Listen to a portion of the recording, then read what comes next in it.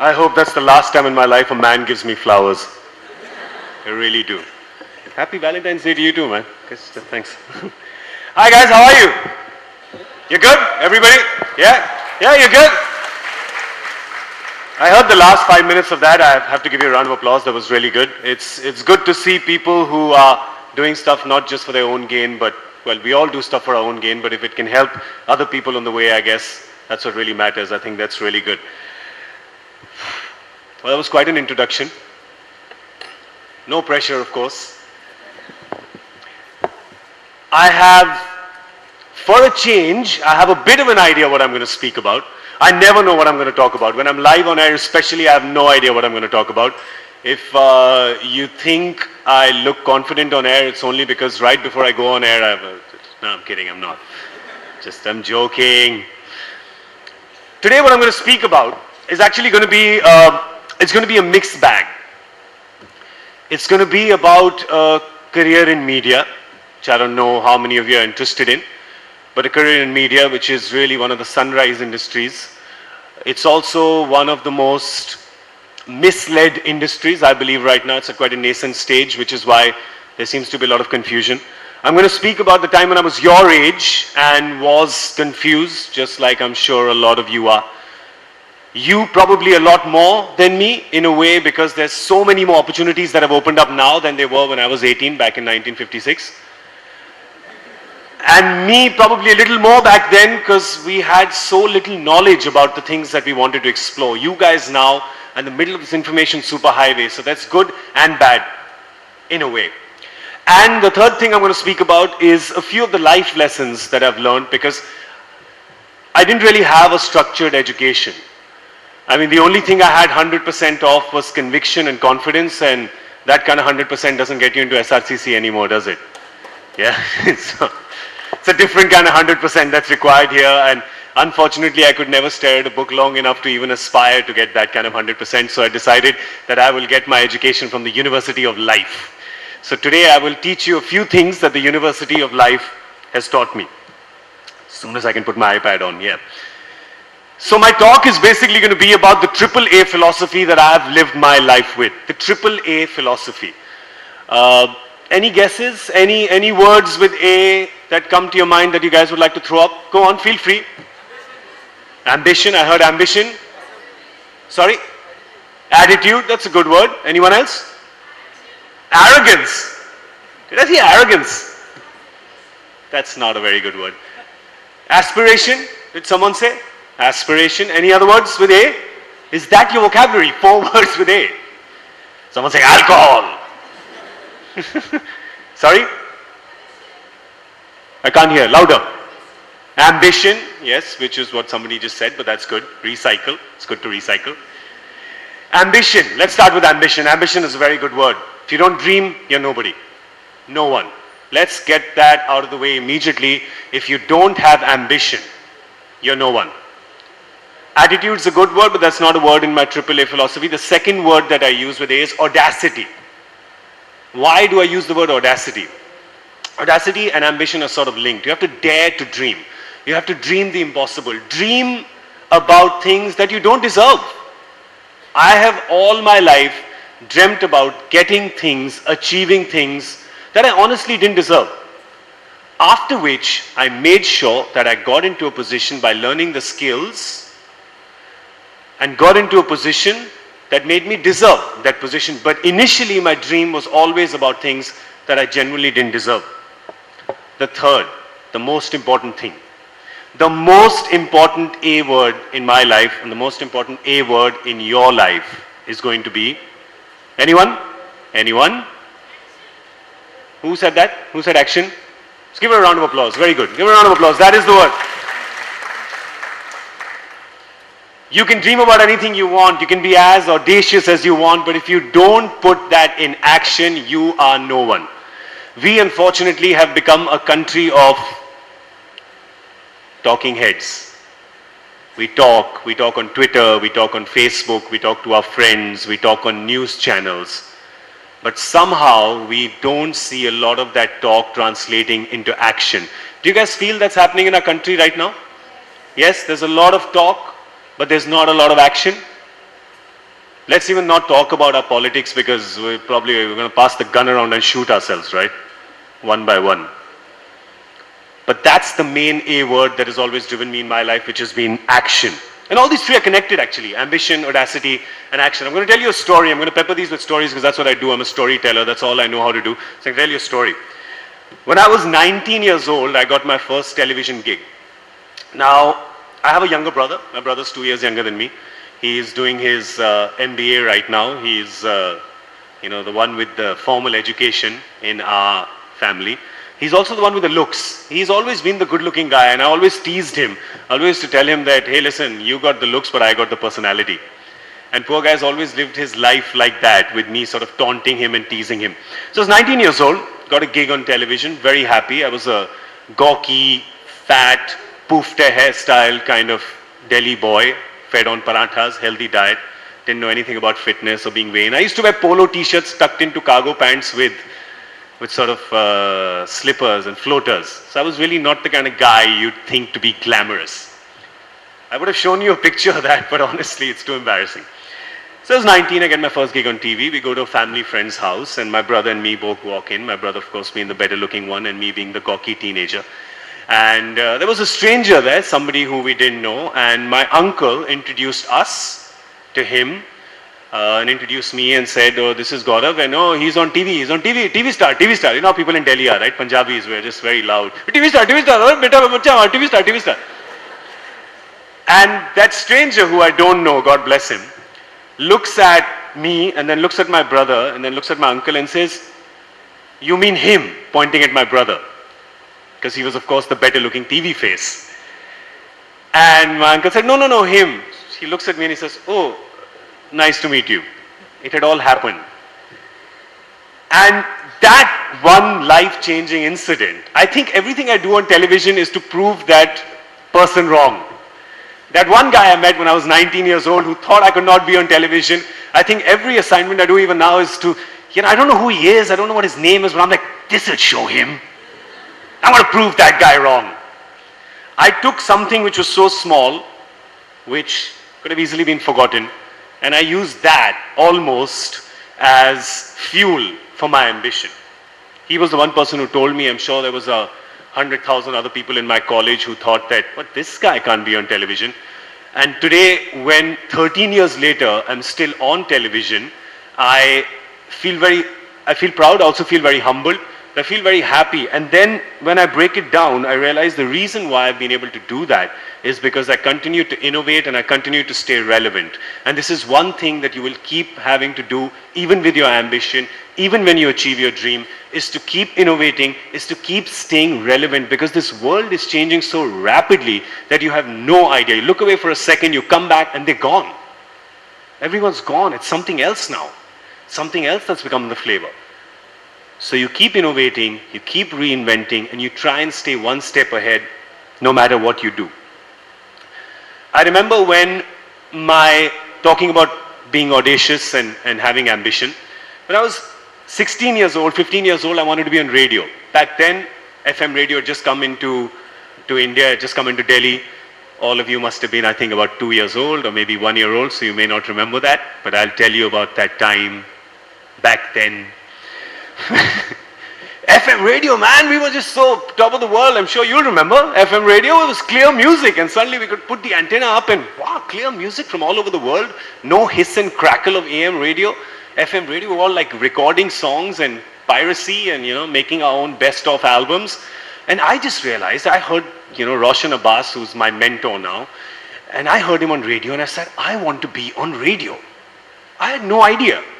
Where does radio come from? Where do they beam it from, this magical voice from the skies? Kidhar se aata hai yaar? Koi idea nahi tha. And I said, I want to be on radio. So I went about doing little detective work like Sherlock Holmes, trying to find out, where does this radio come from? Where does it start? I want to be there. And I found out that Times FM belonged to the Times of India. I found a relative who knew somebody who was in the Times of India. Don't worry, I was not a sifarshi. I just approached I just used that person to find out where the office was. So I found out where the office was and I said, can you give me a phone number? I said, yes, here's the phone number. I said, that's all I want from you. I don't want anything else. Thank you so much. I took the phone number. I cold called no idea who I'm going to speak with, asked to talk to a producer. God bless them, they connected me to a producer, spoke to a producer, said, hey, listen, I'm 16 years old, I'm about to finish school, and I want to be on radio. The person who was on the other side continues to be one of my closest friends even now, 16, 17 years later. God bless him. And it so happens that whenever you try to reach out, somebody on the other side will reach their hand out and try to pull you up. And this person said, okay. He could have said, another 16-year-old, yeah, call me tomorrow, and hung up and never answered the phone again. But he decided to give me a chance. And when he gave me the chance, it was not like, hey, come and be on radio tomorrow. He said, all right, listen, you sound quite interesting. You sound quite convincing. Why don't you make me a radio show? Make me a 20-minute radio show and give it to me as an audition. Give it to me as a demo. I had no idea how to do it. But this is when the third A came into play, the action. Right? I had the ambition to be on radio, I had the audacity to call them, and now I had to put it in action. I had no idea. I didn't have one of those recording machines. I didn't have access to a studio. What do? I stayed in Hoskas. I found a friend of a friend who was in Rajendra Nagar who had a state-of-the-art audio system. I called him. I took half a day to write a script which has 4 links today which I can rattle off just like this. Took like half a day to write them. Went to his house, recorded that tape, gave it to Times FM, and 2 weeks later I had my first show on radio. Ambition, audacity, and action. You know, a lot of people will tell you that you can't do it. A lot of people. Unfortunately, in India, we have a bit of a crab mentality. If you can't reach ahead of the next person, pull him down. My dear friend, well, my missing in action friend Lalit Modi used to tell this fabulous story. He used to say that there was a box of crabs that went from India to America. And when it reached customs in America, the customs officer looked in that and said, hey, there's no lid on your box of crabs. What if they escaped on the way? He said, don't worry, man, they're Indian crabs, they won't escape. When one guy tries to escape, 5 others pull him down. Yeah, that's not a story you should clap at, man. But unfortunately, the more I look around, the more it's becoming true, and that's really sad. I mean, I can only speak about media, which I'm a part of, and I see that every day, which is why I work so little, because I've chosen only to work with excellence. And unfortunately, I see that less and less with each passing day. In Bombay, unfortunately, mediocrity has become the new genius. And you see in almost, well, in the media for sure. I mean, I don't know how many of you watch the general entertainment channels, but I don't find anything entertaining about them. I heard this story and I must share this with you. The head of Setmax, who I work with very closely, of course in the IPL, took over as the head of Sony, as the mothership, the main channel. And we were talking the other day and we said, you know, now that you're there, you have this international education and you've grown up in England and you're here now, can we make some sort of change to these ridiculous, archaic, regressive soap operas? She said, let me tell you a story, Gaurav. I said, yeah, sure, of course. This will make you laugh for sure. She said the highest rated program, the highest rated episode in the last 6 months has been, is there a show on Star called Diya or something? Forgotten the name. Diya or Balti? Something like that, right? So I'm sorry, I don't mean any disrespect, I've just not seen it. It's not what I see, which is Diya or Bati. She told me, there's an episode in that which was the highest rated. The whole episode was about the lead character is a lady. The lead character is about a lady seeing a laptop. So she walks in to a table, she sees a laptop and she goes, oh! And then she touches, goes, oh! And then she opens it, goes, ay ba! She presses a button and something goes, oh! She presses another button and goes, oh! This was the entire 21-minute episode. And this is the episode that has rated the highest in India in the last 6 months. How many of you saw this episode? Be honest, don't be embarrassed. None of you? Thank God, the future is safe. Future of this country is safe. So that's the kind of, unfortunately, that's the kind of programming, those are the kind of films, it's the kind of television that's getting made for a large mass of India. Now this raises 2 questions. First question, is really that the best we can do creatively? Or B, are we doing that because that's what India wants to see? I don't know, man, I'm not sure. I'm not sure that creative people are crediting Indian viewers with enough intelligence. Do you guys think that? Do you think the Indian viewers more intelligent than creative people set them out to be? Let me see a show of hands. Do you think that the average Indian viewer is a little more intelligent than they credit it to be? Sort of half and half. House is divided. Half of you think India is pretty stupid, and the other half think that it's the media that's stupid and people are intelligent. But I don't know. I'm not convinced either ways, but I think I'm leaning more towards the fact that we do have a little more intelligence. We just have to give it to them, because when independent stuff, cutting edge stuff comes, people do go and watch it, and it does make money. So I don't know. I'm sort of half and half on that. Anyway, coming back to some of the life lessons that I've learned. One big life lesson that I learned, and I've done a lot of stuff in my career, I've done without intending to show off, but there's a reason why I'm telling you this.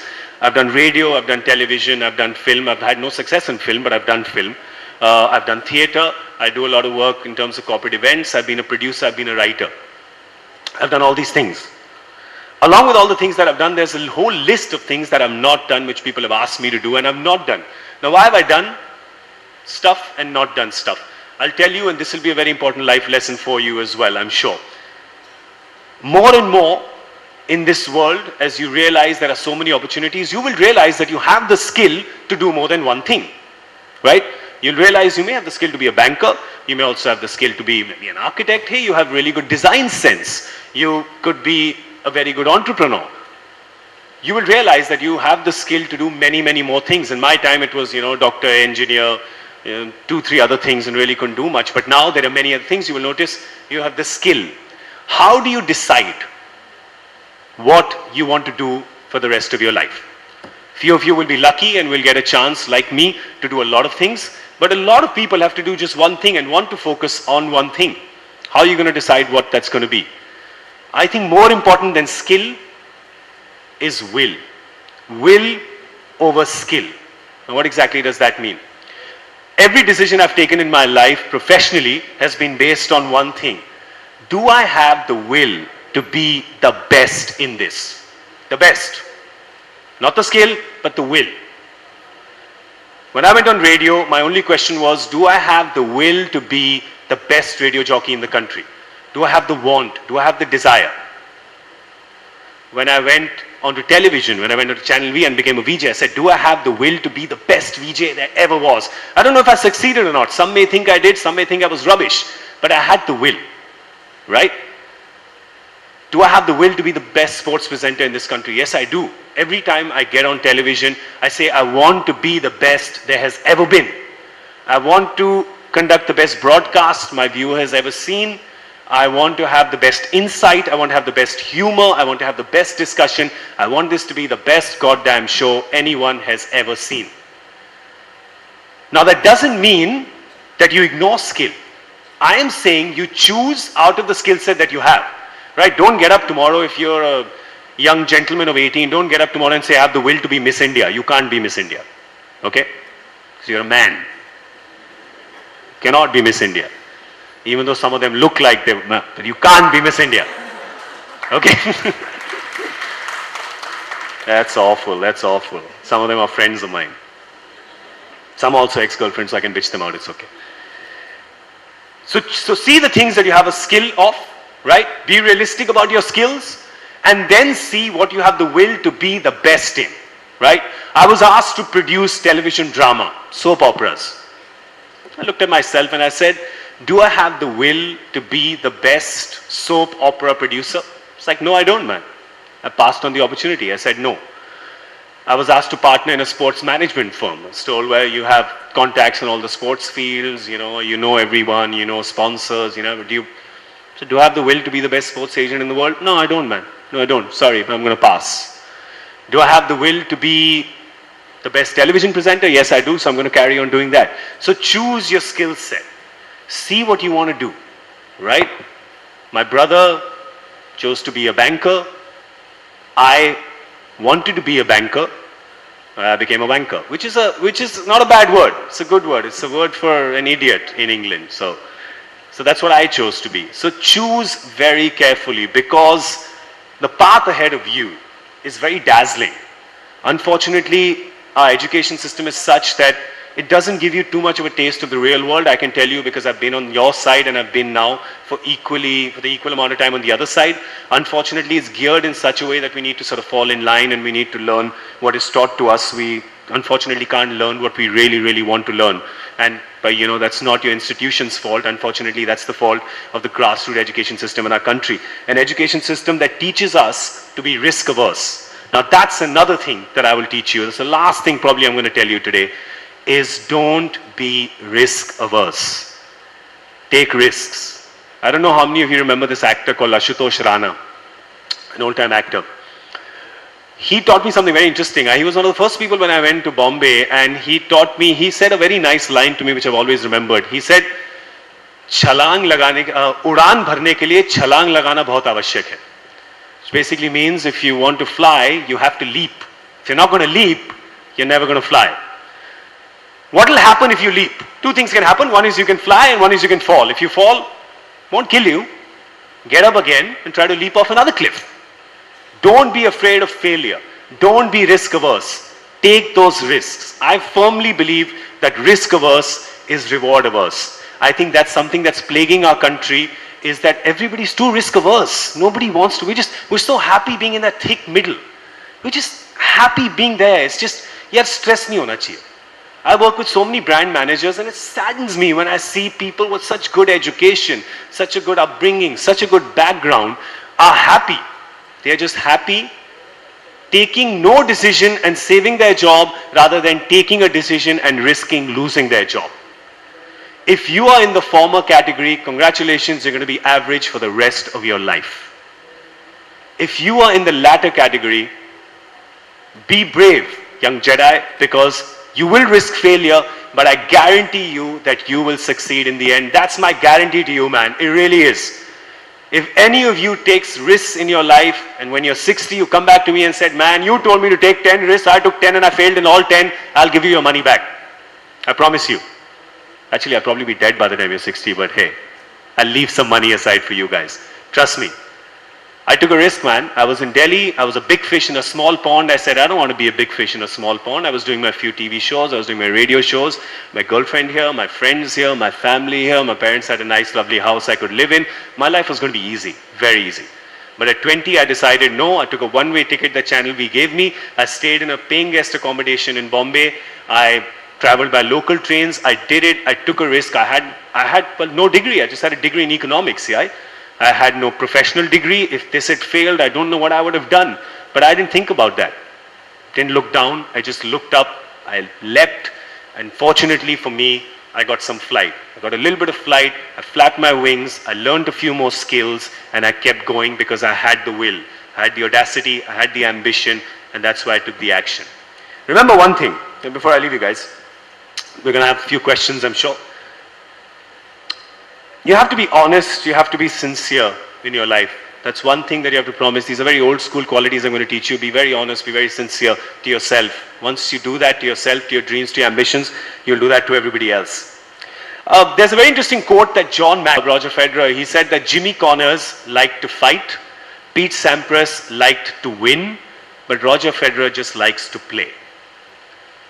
In the list of all-time greats, he will always. What about enjoying the learning of your master's program? Enjoying getting that first house, decorating that first house, living in that first house. These are all metaphoric terms.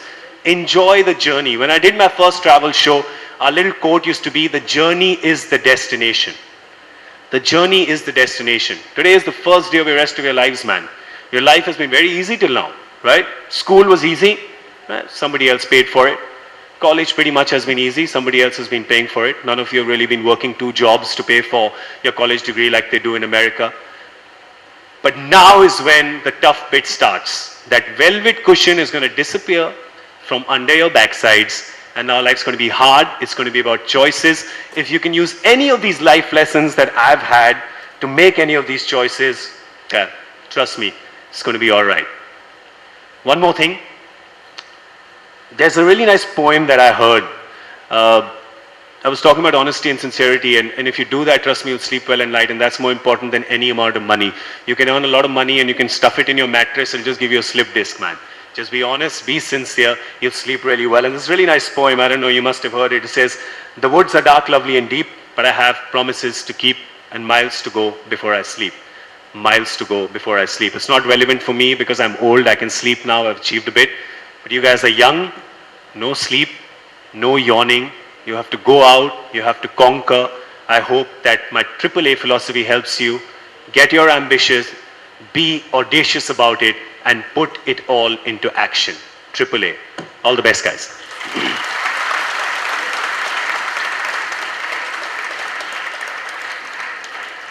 My mother finds it really funny when I come to colleges and give gyan. She says, "Khud to kabhi college gaya nahi, दूसरों को सिखा रहा है." But I always tell her, yeah, some people, कुछ लोग सीखने के लिए होते हैं और कुछ लोग सिखाने के लिए होते हैं. Questions, please. Remember, there is no stupid question. Hi, sir. Hi. Don't call me sir, that's my dad. Just call me Gaurav. No, if you were 18 back in 1956, then you're sir. Okay, fair enough. Yeah. I had a question. You spoke about media. Yes. Yet you did not mention social media at all. So I just wanted to ask you to comment on social media's role in today's world and whether you think it's just a superficial, method or a superficial mode of disseminating information, or whether it's actually worth something other than playing Angry Birds on Facebook. Good question. Yes and no. I will explain why I say both. It's a recent phenomena. Social media, digital media, it's a recent phenomena for the last few years. Whichever media conference I go to, whichever ad agencies, media buyers, Group M, whoever I talk to say, that's the next big thing, man. When I ask them, how are you going to monetize it? It's the next big thing, man. Like, how are you going to monetize it? It's the next big thing if you make money out of it. How are you making money out of it, right? How's the money coming? Facebook has 500 gazillion billion users. Where's the money coming from? They had an IPO that failed because nobody wants ads on their Facebook. The reason why the internet flourished was because I could watch whatever I wanted to watch hassle-free. How many of you get irritated on YouTube when you're forced to watch even 5 seconds of that ad? Right? Yes? It's YouTube trying to make money, man. But no, we don't like that. We are used to watching it free. How dare you put an ad there? So now, for digital media, the biggest problem is not penetration, because you're going to get to every home in India as well, right? We're going to get there sooner or later.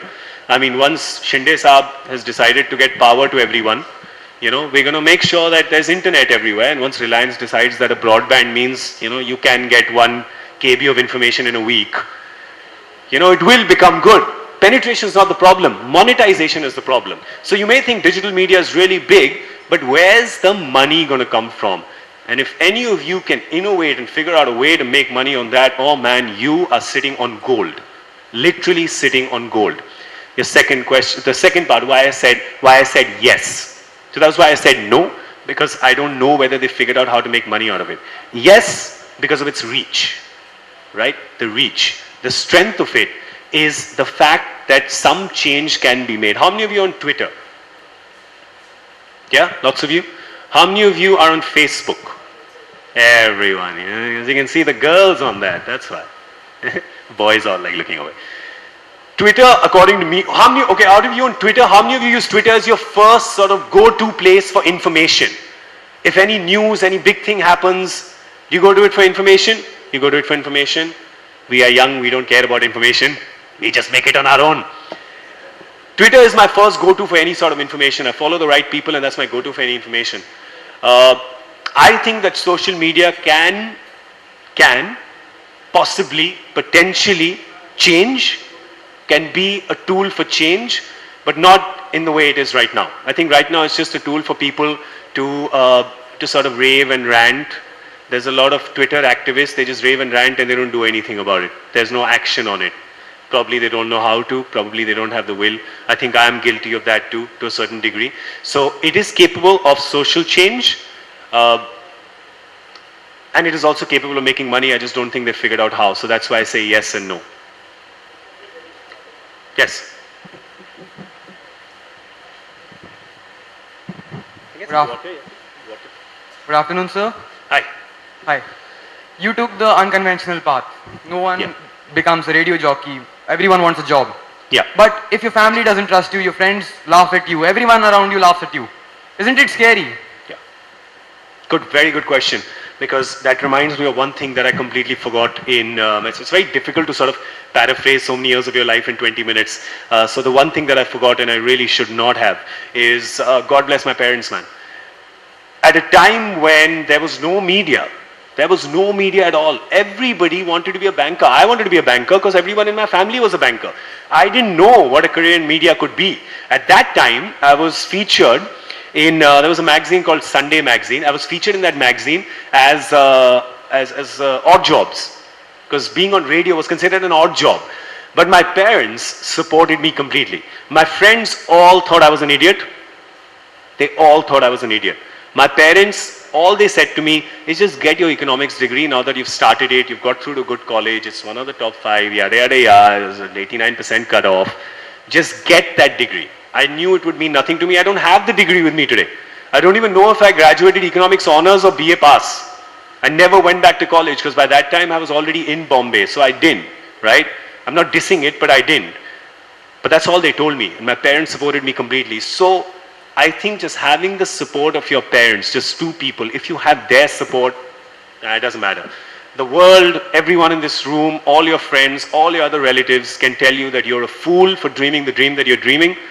But if you believe in it and you have the support of your parents, they may not understand it, but if you can convince them to support you, then I think you're golden. Run for it. Don't let anyone else intimidate you, because half of them are just scared crabs. Yes. And you know what you do to crabs? You make crab curry. Yummy.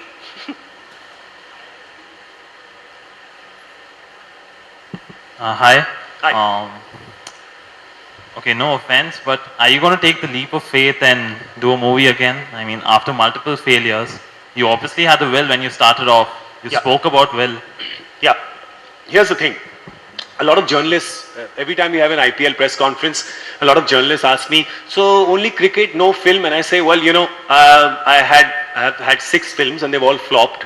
So which is why I'm not being offered any more films, right? And they all go, oh, no, you're joking. I said, I'm not joking. You have to, in your life, as much as admit your successes, you have to admit your failures. None of the 6 films that I made did I go out to make a bad film. We don't go out to make a bad film. Nobody goes out. We all believe that the script is really good, otherwise I wouldn't do the film. Somehow, in the amalgamation of so many forces coming together, luck being one of them, it doesn't work, right? My last 2 films, I really thought would work. Did a film called Office with Pankaj Kapoor. Such a hit franchise on television, such a big star cast, I really thought it would work. Pankaj Kapoor didn't support the film when it released. It got a limited release, it had no marketing, no publicity, people didn't know about it. Who saw it? The 20 people who saw it said, hey, it's such a nice film, why didn't it work? I said, well, it didn't work because it didn't work.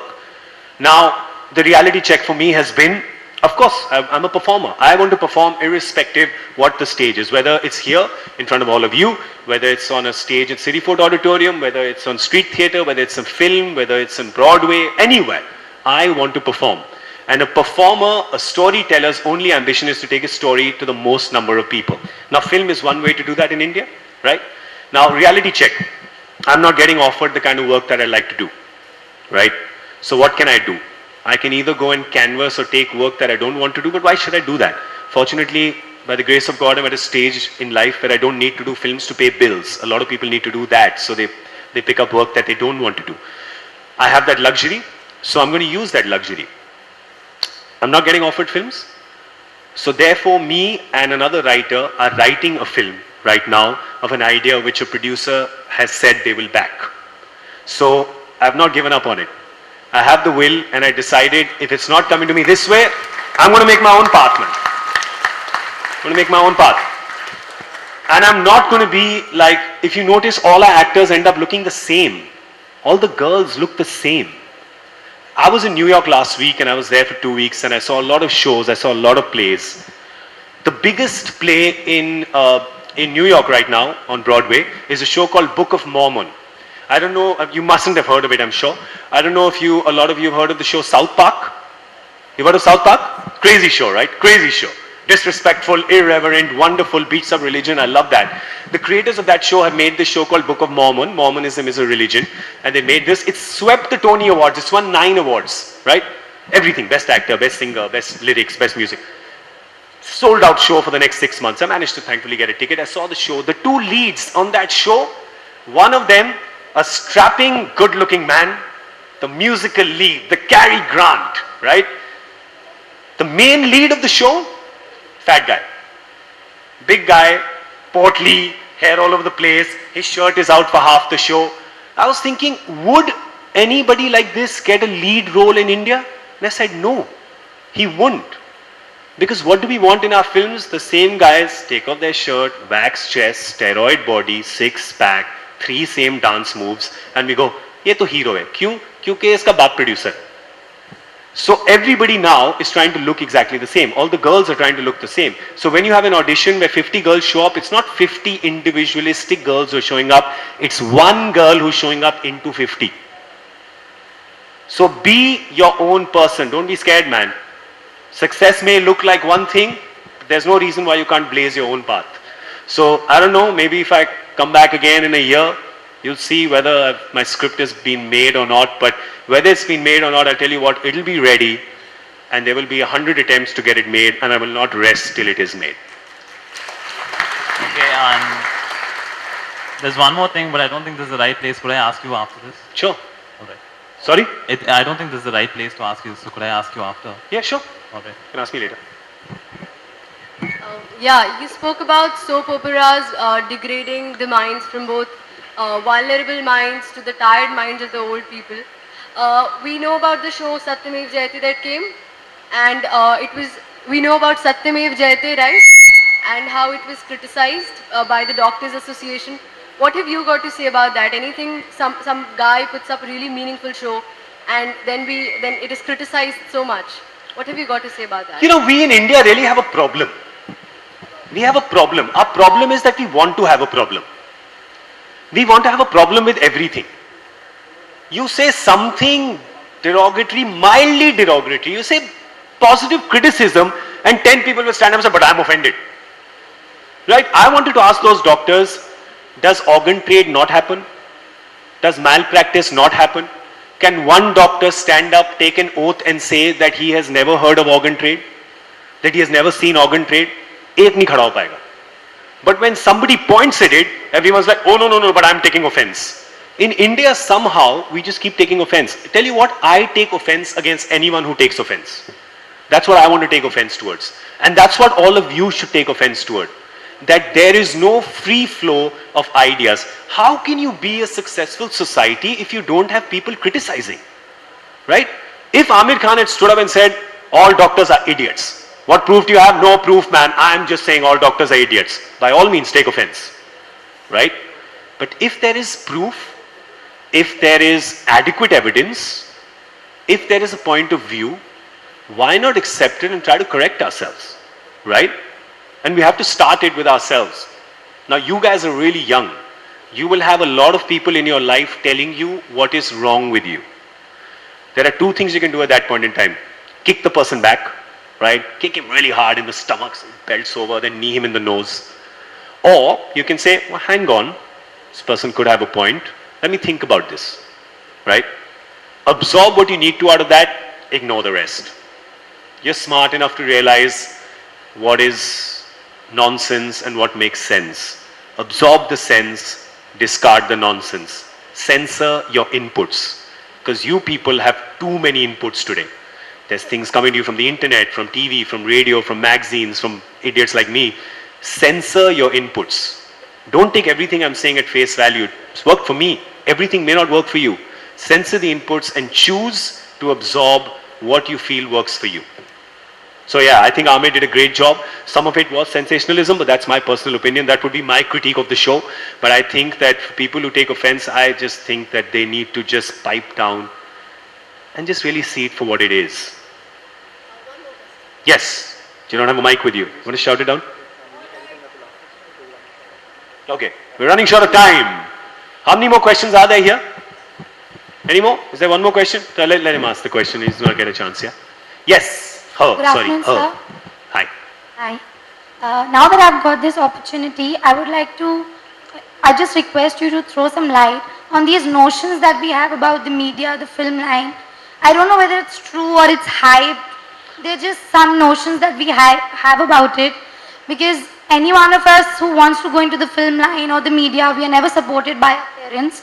So because you're from that, line, I would just want you to throw some light on it. You know, it's a really crooked world, man. It's a really crooked world out there. It's not just in the media, it's not just in film, it's pretty much in every industry. Now you must be saying, why is he saying this to us? We're kids. We want to be optimistic. Yes, of course you should be optimistic, but you also need to be informed, right? You need to be informed that there are some really crooked people that you're going to meet. But if you know what you want, and you know what you want to give to get it, if you have your principles intact, no one can touch you. No one can dent you. No one can exploit you. But for that, what's very important before you jump into the open waters is to know what your skill is, what your principles are, what your morals are. We all had different upbringing, man. For some people it's okay, for some people it's not, right? Figure out who you are. Figure out where you stand. No one's going to judge you, man. No one's going to judge you, really.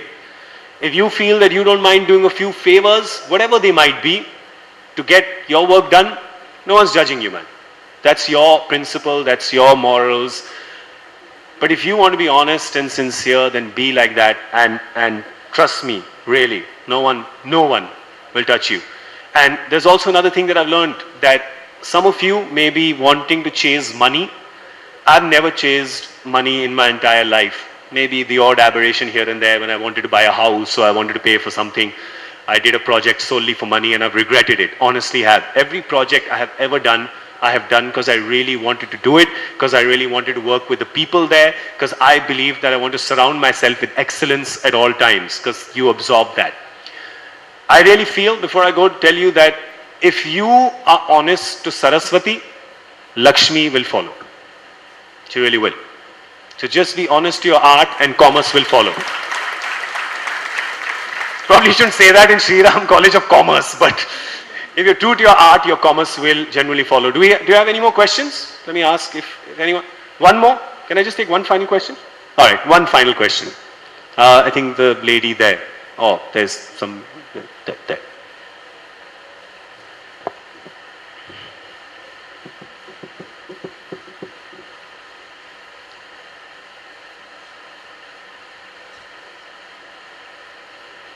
Hi. Hi.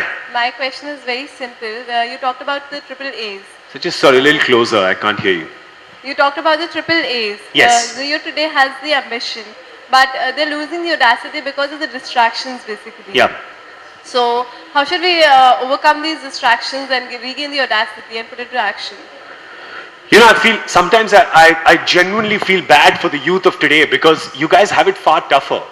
There are far more distractions. I know because I write. I mean, I wrote a book, not too many of you know, but I wrote a book 2 years ago on the IPL, and it was a book that took me a month and a half to complete, and it was a 40,000 word book. And when I was writing that book, I realized that the minute I started writing, and because all the work that I do started running and jumping and there's people around, so when you write, it's just focus. It's a bit like studying, right? You have to do it by yourself. You have to focus. And I would realize in 10 minutes of writing at Sunday, let me just quickly check what's happening on Facebook. Let me quickly check what's happening on Twitter. Oh, there was this match happening in America. Let me check what happened in the cricket game. Let me check what happened in you know, you all have varied interests. There's something happening all over the world and you want to keep looking at it. There is just no easy solution. Shut it down. Shut it down. When I would write, I would put my phone off. I would disconnect my internet. I would disconnect it. I decided that there are too many calls, work calls that are coming in the day, they're getting missed, so I started writing at night. So I would write at night, I would start at 12, I would write till 6, I would watch the sun come up, I would have a cup of tea and I'd go to sleep. So if you have the will to do it, you can shut it out. Now, the other side to this is, if you realize that you're trying to do something and you're not being able to shut out the distractions, maybe, just maybe, that's not what you were meant to do. If the distractions are more important than the joy of doing what you're trying to focus on, then maybe you should be focusing on doing something else. Maybe. So the only way to do it is really hard, man. Shut it down. Switch off that BBM, switch off that mobile phone, and just get your work done. Put it into action. Now I know a lot of you are, you're young people, you have a lot of ideas. Before going, and I've noticed this, when I was young I used to notice a lot of people used to come and speak to us and give us all this fantastic moral gyan and not give us any avenues. What I'm going to do is, Shah Rukh Khan told me something very interesting. I was talking to him about a script idea and he said, this guy came to me with a script idea. I said, what do you mean? He says, it wasn't even an idea. He just came and he narrated the script and I said, give me the bound script. And he said, oh, I don't have it. I have it in my head. So Shah Rukh told the guy, and it was in front of me. He said, well, then you don't have an idea. You have an idea of an idea. When you write this down and put it in a script, then you have an idea. Then you come to me. My door is open for you always. And I'll tell you what, I'm going to open my door for you guys. If you guys have an idea, right? I have a lot of avenues. I work with people who are investors. I work with angel investors. If you have an idea, I'll give you my email ID. It's gauravkapoor@msn.com. It's gauravkapoor11@gmail.com. That's KAPUR. If you have an idea, not an idea of an idea, if you have an idea which you feel needs a door that has to be opened up, email me. I'll do my best to find the avenue that I can find for that idea. I'll open that door for you guys right now and feel free to use it at any time, right? Just so you don't say, bas bol ke chala gaya. I'll help you guys follow that up as well. All right? I think that's it. These guys are going to yank me off. Thanks, guys. You guys are fabulous. And with those questions, I am quite convinced that the future of India is in safe hands because you guys are really the future, not our politicians who are 110 years old and not even people like me. It's you guys who are the future. This country is beautiful. This country is fabulous. It's in your hands. Treat her well. Treat her kindly. And I hope it can shine like it hasn't shined before. Up to you guys.